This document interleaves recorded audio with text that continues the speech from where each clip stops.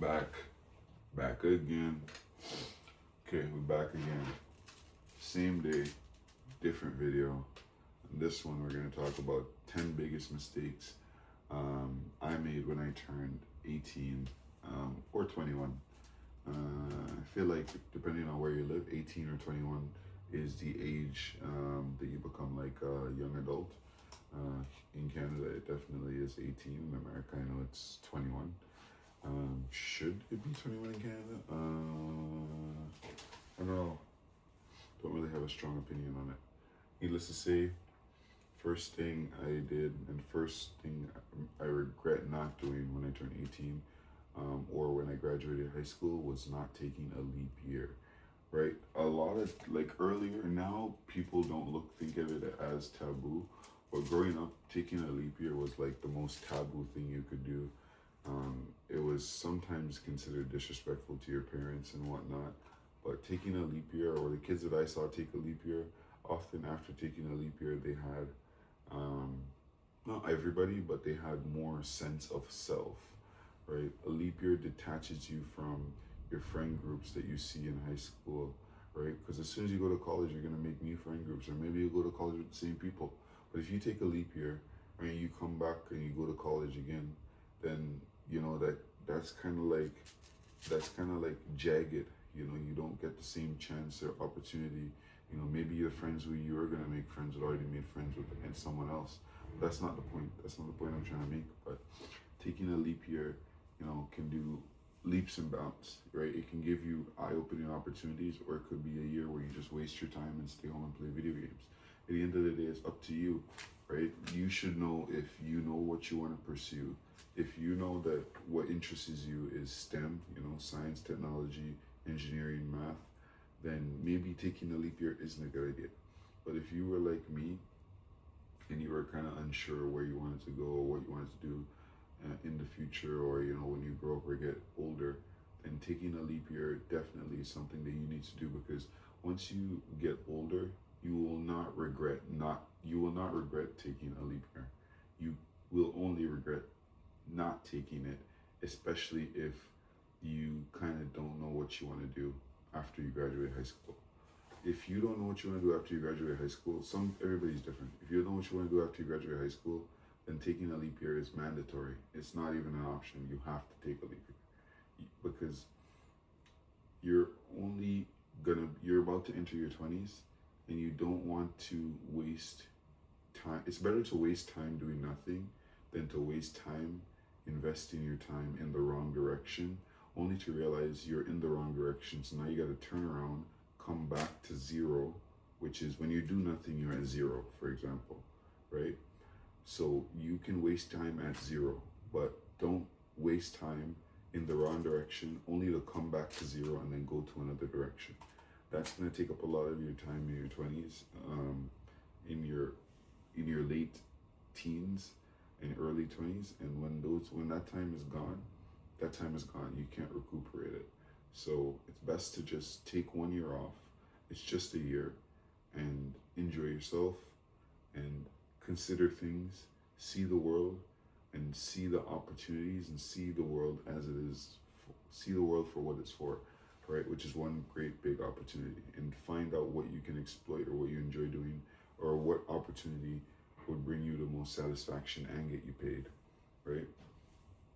Next up is point one kind of went with point two, not knowing what I wanted to pursue in life. This is very common, you know. Most people nowadays, most kids, I guess, or most teens coming up, don't really know what they want to pursue because they're never given a certain type of guidance. Some are, few are. Few know that they want to be basketball players, they want to be engineers, doctors. Some people are told what they should be by their parents. I don't know if that even still happens. It's 2026, but I'm going to assume it does, right? But this is why taking a leap year is so important, because it allows you to find yourself, right? And a year isn't enough time to find yourself, but a year is enough time to find something that you enjoy doing, right? And to commit to that thing, because you have your whole life ahead of you. You don't have your 20s only. You have your 20s, 30s, 40s, 50s to decide that, hey, I like this. I can do this. I can see myself. Just ask yourself that question.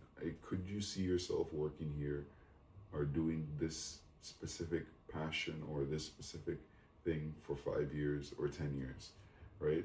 The more you can see yourself doing it for, like, if you say you can see yourself doing it for 5 years, then maybe it's something to get started off on.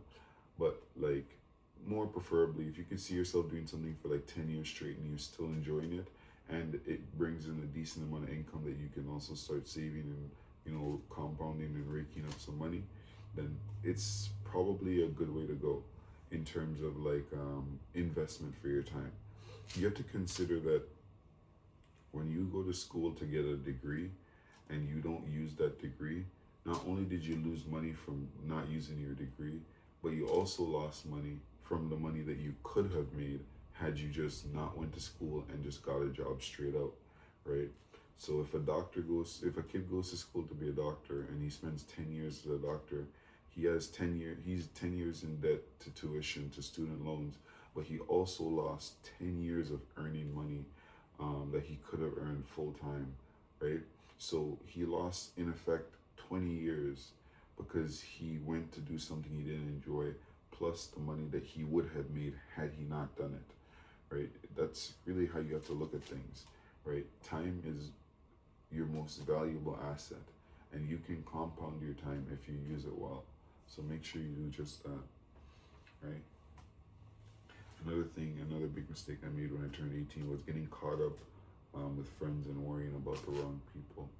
Oftentimes people don't really give a shit about you, and people don't really worry about you or your situation or your problems, right?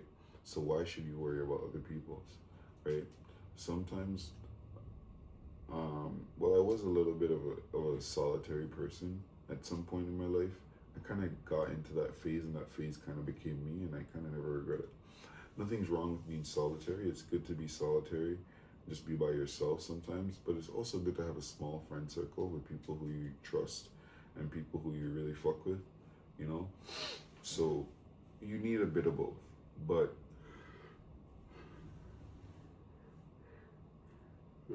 tired. Don't get caught up with them. Don't get caught up, and don't buy into linking up every day, smoking up every day, hanging out every day. That's a waste of your time, especially if you're on a leap year. Doing that kind of shit is just gonna ruin your future. You're just going back in circles. Don't do that, right? I'm not saying don't link up and smoke once or twice a week, maybe, but like every day, come on, every day is crazy, Next big thing is taking on credit cards and credit card debt. It's good to build your credit when you get old. As soon as you turn 18, it's good to start doing that shit, right? But if you don't have a lot of discipline, you're not a self-disciplined person, you're just gonna end up in debt. My greatest recommendation to you is if you can't buy shit with cash, with your own cash, then don't buy with a credit card. Definitely not. If you're gonna get a credit card, use it for simple things like Netflix, gym membership, shit that you could pay back. You would rather be able to pay back the Netflix or gym membership than having to pay back the bank in interest. Interest is your number one enemy and your best friend when you're young. Gaining interest is your goal. Minimizing the amount of interest you pay is also your goal, right? That's your enemy. Your enemy is the interest you pay, and your best friend is the interest you gain, right? So as a kid or as a teen, like, don't pay interest. Avoid paying interest. Avoid bank fees. Avoid credit card rates. Avoid all of that kind of stuff, because that eats away at your youth and your longevity. Again, it's the same thing with the doctor analogy I gave earlier about wasting time, right? Your interest is crazy, right? Because it also compounds. If the stock market averages returns every year around 10%, easily credit card interest per month is 22%, right? So there's no beating credit card interest. Doesn't matter how much your returns are in the stock market, it'll almost always be more favorable to pay off debts first. credit card debt specifically, that gain crazy amounts of interest that could never even rival the stock market. And the craziest thing is the stock market 10% is not guaranteed, but paying off debts is guaranteed. So why not just not have any debt or interest to begin with, right? Avoid it at all costs. This is your greatest enemy in your early 20s, I'm telling you, especially if you don't come from like a super crazy wealthy family where you can just borrow money and pay it back, right? Avoid it at all costs, or you're gonna be a slave to the banks for a good while, and that's what the banks likes to make. They like to make people that come back and are slaves to them in interest, right? You can still have a good credit rating and still owe interest, like, I mean, you'll owe less interest, but interest is still interest, right? Any money that you have to give to someone else is money that is not working for you. And any money that's not working for you is just a loss, quite frankly. Anyways, next up is, not using your age to start compounding. At this point, obviously, before you start investing, you gotta pay off any debts or anything that you owe, any monies that you owe. Those things gotta be paid off first. And you should at least have like 2 to 3 months of spare money saved up.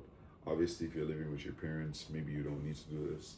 If you're so sure that they'll never kick you out or blah blah blah, blase blase. But it's always good to have your most necessary, like an emergency fund, pretty much, for your most necessary needs, or whatever you need from day to day or month to month. That should be saved up 2 to 6 times. You should have between 2 months or 6 months, based on what your plans are in the future. Yeah, definitely. That way you can start compounding as soon as possible. The sooner you get into investing, stocks, whatever, is the quicker you get into start compounding and building that tree that will feed you back for the rest of your life. Not short, quick, false gimmicks. I'm talking about something that's real.